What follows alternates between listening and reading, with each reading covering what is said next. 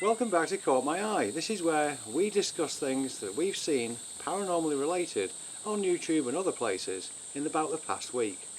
So, to begin with this week, I'd like to talk about Ghost Club Paranormal.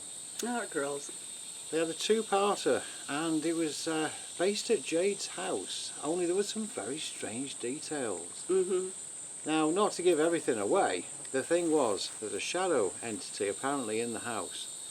And she was discussing this with Mandy, and she's saying how there was a horseshoe that fell off a wall onto the floor, and very confusing until they went to do an investigation with Barrier Beyond. They teamed up with that group. Bizarrely enough, the guy there was saying how his mother had a horseshoe that fell off the wall, that they'd seen a shadow entity, and this is all linking together. It was totally linked, wasn't it? Yeah, and it's certainly worth watching the Barrier Beyond episode as well, because it's like a video 1.5 of their two-parter. It fills in a lot as well. Absolutely incredible stuff. I mean, these are things that they couldn't have planned in advance, you know. The way that they went to that house and discussing with the son things that had gone on at Jade's own house. You know, this was amazing to me. And she was visibly upset when talking about it. Oh my gosh, when Mandy came up with that. Yeah, talking about the shadow entity coming out the wall, and Jade was just beside herself. She'd actually seen this thing earlier. It was amazing. So that was my first one. What's your notes? Do you remember the Gurdon? Spook light. The spook light that we did, and how I saw that when I was a little kid. Okay, and that yeah, got on you my always mind wanted forever to. Yes, to always be wanted there. to go there. Yeah. Now, also, do you know the show A Haunting? Yeah. Okay. Started out with A Haunting in Connecticut, then the next one was A Haunting in Georgia, and shortly after it was this other haunting that really fascinated me. And I didn't know until I found this video, and I'm sorry I don't recall the name of the channel right now, but I'll put it down here. That this haunting, like I saw back when I was a kid, is in Arkansas. So another weird coinky-dinky kind of thing. Yeah, being as you lived in Minnesota. It's located in the town of Lamar, which is up in the northwestern part of the state, up by Bentonville. So it's about 200 miles from us. Now this hunting took place because it was a man named Ben and his wife Jamie, and they had 3 kids. They had just had, it was an 8-month-old, and they were looking for a bigger house to live in. And Lamar was her hometown, and she heard of this property that may be coming up for sale, wasn't up for sale yet, but they thought, geez, if we can we just go look at it? So they looked at it, and what they found was that the fireplace was boarded up, and there was a pentagram spray painted on it. You don't want that, do you? No, and there were candles there and evidence of a seance kind of thing.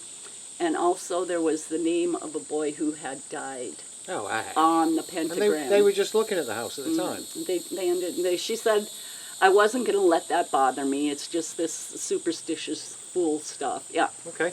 So, anyway, they have this horrific haunting that is keeping these people up at night. There's footsteps and stuff. They always feel a presence. The husband worked nights. He was a nurse, and he was going to acting school. So during the day, her friend would come over and take care of the baby so that he could sleep. And one day, he's sleeping and he hears the baby crying, and he's thinking, where's this sitter? Why isn't she taking care of him? So he gets up all frustrated and stuff, calling her name. He's not getting an answer. Goes in the nursery, and the baby isn't there. Oh, my. The sitter had taken the baby out of the house. So there was no kid to have So done there was the no crying. kid in there, yeah. She took him to the park to play. So there was no kid in the house. Nobody was in the house but that guy. Ah. So that's just one of the hauntings that they had there. Right. Anyway, it was a very interesting haunting, and I remember it caught my mind when I was a kid, when a haunting first started. Sure. And now, again, I know where another Arkansas haunting is. Sure, yes. We could probably look into it, see if it is owned or if they do allow people to investigate. 'Cause that would be interesting. Certainly. So let us know if you want us to go there too. And any other ideas you've got for Arkansas area hauntings. That'd be fantastic. Yeah. We've got a couple coming up that's going to be pretty interesting, I think. Hopefully so, yeah. Now, moving along, this was something that caught my eye in a number of ways. I'm surprised I've got any eyes left. But this was the Uneasy Chair. Have you heard of this one? Well, just from when we were talking the other night. Right, yeah. Now, what this was, wow. I'll show a picture on the screen, and it's at 45 degrees. It's got a phallic back to it, shall we say. And this is apparently made by a guy called Charles Rolfs, who made furniture, exquisite furniture, from really expensive furniture. Yes, from 1890 to 1911. His stuff goes for $150,000 to $250,000. But this thing, whoa, no, it looks only half finished, and it's very rough looking, but it's got his stamp on it, it's got his mark on it. And I saw this on a Flash of Beauty, Bigfoot Revealed. Very different way for them to do videos. They do a few like this where they show themselves, because normally they don't, and they're walking about interviewing people with interesting objects. And this thing, it's unknown what it is. Was it used for rituals? Was it used for unaliving unborn babies? Nobody really knows, but the thing looks really strange. And didn't you say there was wear on the seat, so it was obviously used quite a bit? Obviously used, yeah. For what? No one knows. Yeah. I mean, let's hope it wasn't anything too bad, if you know what I mean. And it was just somebody's weird chair they had in their house. But a very strange object, a very strange video in many ways, and well worth watching just for the WTF is Didn't that. a psychic come up with something? A psychic came up with something, yeah. She was coming out with some details, and people who knew more about the furniture of Rolf's and the history of this one were nodding their head and saying, oh, she seems to have this right. So I know that they took it back to the original, I think, castle where it came from. The guy, Rolf's, is from New York. See, so he was in America. That's what puzzled me. And so if he's an American carpenter, why was this chair in a castle? Because it's an American pseudo castle. Oh, a folly. A kind of thing, Okay. yeah. But it had been there for some while, and I think she was the psychic there. She knew a little bit about the chair, but not the details that these people knew. Like police will know some information that nobody else would know in reports and things like that. Oh, sure. Which was quite good. But that is an interesting video, and it is worth checking out. And that's a different one for them. It for is. Flash of Beauty. It is. From what I normally see is, people sitting like we are being interviewed by someone, and you don't even hear the interviewer. So it's just like Vin Wiki, if you've ever seen that channel, the way that those videos are normally done. Very interesting stuff. What's your next one? You know how we go out to watch for UFOs on 4th of July? Yes, that's a tradition. Yes. We've done that for about 15 years. Yeah. The proof is out there. If you know that show, it's the gentleman who sits behind a desk and he narrates the story, has a beautiful, mellifluous voice. Okay. And he'd talk about these cases, and then they'll tell more about the case, and then they'll have professionals analyze it, and then they'll come to a verdict. Okay. Right? Analysis verdict. They had a lot of UFO videos on there, but what excited me the most was that they actually have unidentified flying objects on the 4th of July. The dumbest night possible to look for UFOs. You're going to see stuff flying in the sky, aren't you? But you know what? Everybody talking about it was talking about the same theory that I came up with. That UFOs come down to see what all these explosions are about. Yeah, right. They're coming down to check out and see what we're doing if we're going to blow ourselves up. But like they also said, it's a pattern every 4th of July. They know that this is going to happen. And maybe, one of them, isn't it? Yeah, maybe them. they just like the colors too or something. But we're not so silly. We are not so silly. And how many times have we? 3 or 4 times we got UFOs on the 4th of July. Yeah, to quickly say, things like a helicopter with its searchlight shining upwards into the sky. And in fact, our neighbours were having a party or something, and they corroborated it. Up at a place called the Castle in Muskogee. Crowd there you go, another example of a castle in America. Whoops, my bosoms are showing. That's not a problem.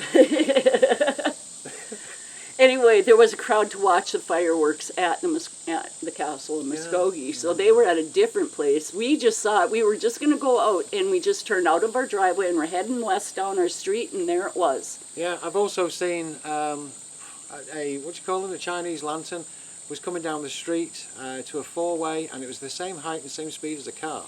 And then it turned right and went down that street at the same height and the same speed as a car would. Absolutely amazing. But was it a Chinese lantern, or did it look like just a light floating? Both, really. I presumed it was a Chinese lantern.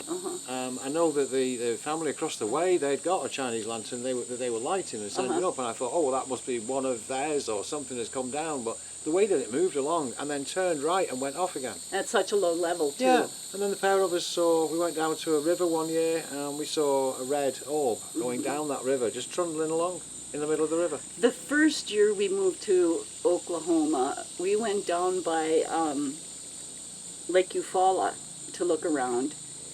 And this is something that we had to discuss then, because I saw a green and pink, like neon triangle kind of thing.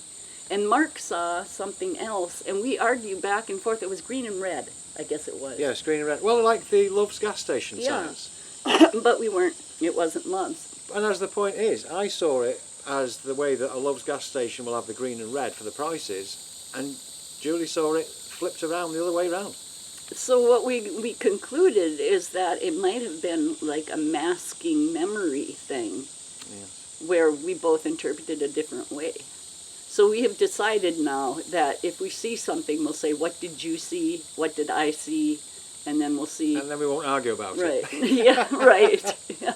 An old married couple. Yeah. So that was my exciting little find there. Right, yeah. Okay, the last one from me is this comet thing that's coming into the solar system at 200,000 miles an hour. Yeah, isn't that scary? Yeah. And it's going to come, like, close. 3-Eye Atlas, I believe, is the name of it. And it's only the third one that NASA have ever spotted coming into the solar system. There was a Oumuamua. That's right, Oumuamua. Yeah, the Hawaiian named kind of thing. That accelerated on its way out. Now, will this one do something strange? We don't know. Apparently, it's going to get about as near as Mars and cross Mars's orbit. It said that it's going to get very close to Mars, I think it crashes into it. Yeah. Wow. Do you remember that Shoemaker Levy 9 that I think went into Jupiter, was it?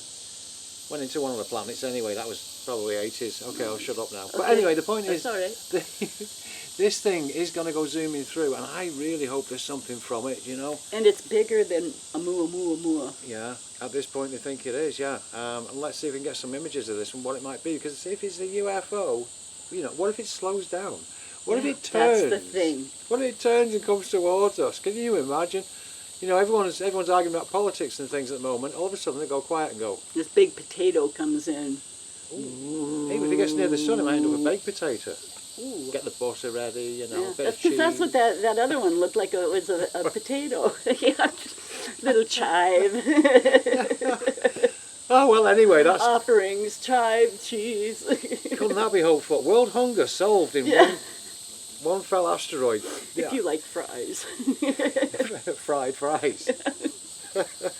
Anyway, that's the last one from me. Oh, gosh. Yeah, it would be interesting, say if Oumuamua was like a scout ship, and like this next one coming in is a mothership. So that's the small one. Yeah, the first one was like a scout sent a message back to the mother. Yep, they're ready to be picked over or whatever. Thanks. Or we need to save them from blowing each other up. It's going to be around August 2026, isn't it? Is that right? When it said it's... I think it's coming through in that. Wow, that's. I mean, if it's doing 200,000 miles an hour now, and it's going to take that long to get... okay. Well, it should be time for some good images anyway. Space is a big thing. Yeah, apparently it is. Yeah. Well, the one I have, this one I saved the best for last. I swear to God, because this just went to me. Okay, this is from a channel called Eke Acres, and he says he's a homesteading channel, but he had a title that caught my eye, and it was about an experience with the dead.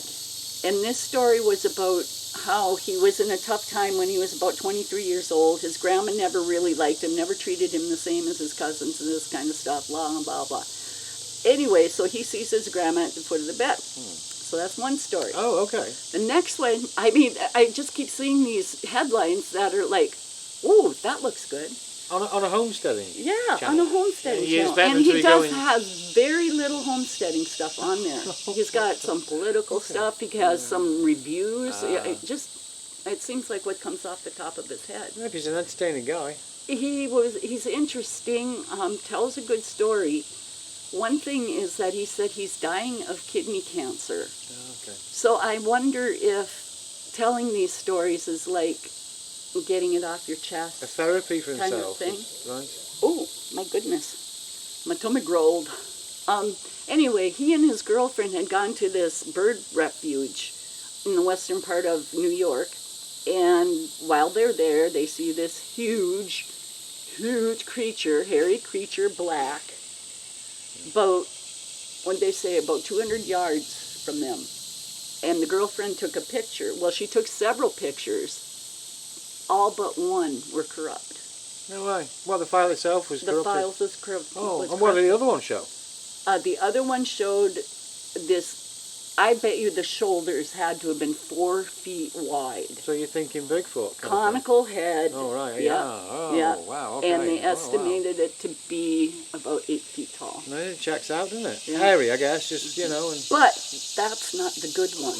Oh, The good one, he tells a story about how he would regularly go to this diner since he was very young. He said, I've been going to this diner for decades. He knows the owner. He knows when she bought that diner. She knows him. She would ask about his family, okay. consoled him when his brother was killed in a car accident. So, I mean, like this lady hugged him. They know each other. He knows the cook. He knows the staff. He's been going there for years, right? So one day, he and his girlfriend go to have dinner there. He had been there a month and a half prior to this. Was the last time he was there. And he sees a for sale sign outside of this restaurant, Oh, this cafe. yeah. And he thinks, well, when I was here a month and a half ago, she didn't mention this, and was really surprised. Something's happened then. Well, certainly, because he goes into the cafe, and the staff is completely different. No. Completely different.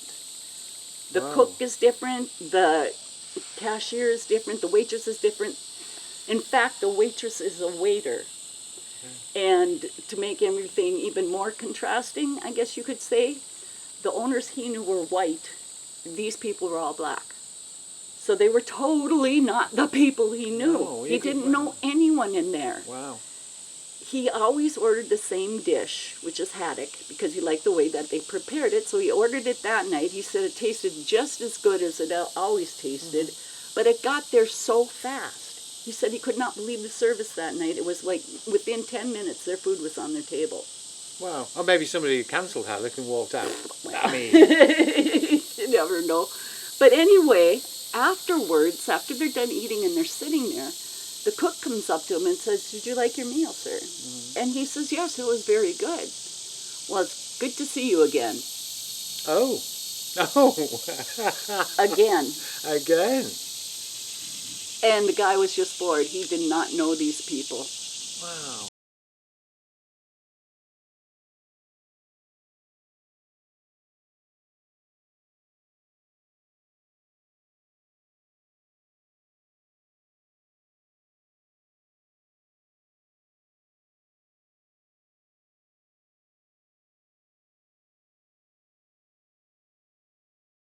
So that's my story. That one just blew my mind. That is also a great twist on time slips and things, Yeah. that they actually recognised him. Yeah. Interesting channel, like you say. Yeah. Interesting. It's supposed to be homesteading, but it sounds like everything but in some ways. Mm-hmm. Very good stuff. Yeah. Well, okay. So that's what we have for Caught My Eye this week. I hope you'll check out these channels we put on there. Maybe give them a thumbs up. Hopefully a subscribe if you like And them. us. And us. Yeah, it wouldn't hurt.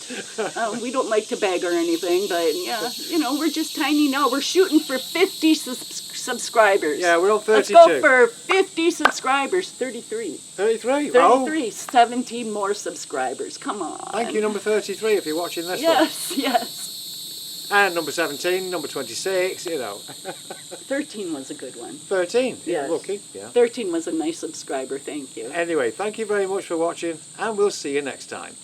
Good night.